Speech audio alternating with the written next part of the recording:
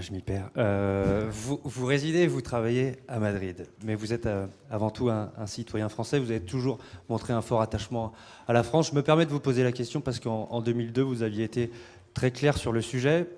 Pour les Français, vous êtes quand même une référence, un modèle. Qu'est-ce que vous pensez de la présence du Front National au deuxième tour de l'élection présidentielle? Est-ce que vous avez, en tant que Français, un message à faire passer aux compatriotes? Je sais pas. C'est toujours le même. C'est toujours le même, celui de 2002. En fait, je suis loin de toutes ces idées-là, de ce Front National. Donc voilà. Donc éviter au maximum ça. Dans l'actualité du jour encore, Zinedine Zidane qui a dit qu'il fallait éviter le Front National. Comment réagissez-vous? Bah écoutez, c'est son avis. Qu'est-ce que je vous dise, il peut donner des conseils en foot, il est assez bon, faut bien le dire, mais en politique, c'est pas une certitude. Hein.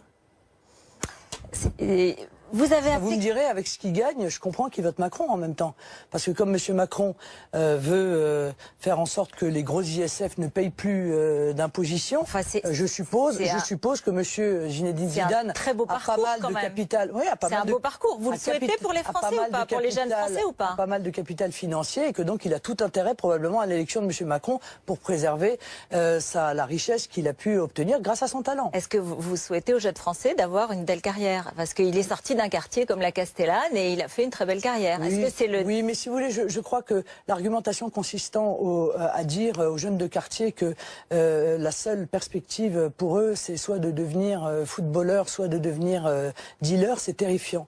Les jeunes Français d'origine étrangère qui sont dans les quartiers, ils veulent être ingénieurs, boulangers, ils veulent que leurs enfants aillent dans des écoles qui soient des écoles qui leur apprennent et qui leur donnent les savoirs fondamentaux pour pouvoir faire leur carrière. Ils veulent pouvoir acheter un appartement ou une petite maison pour pouvoir se constituer un capital. Ils veulent vivre en sécurité. Ils veulent que la voiture qu'ils ont achetée avec leur salaire, et ils ont eu du mal à l'acheter, ne soit pas brûlée par des voyous. Voilà.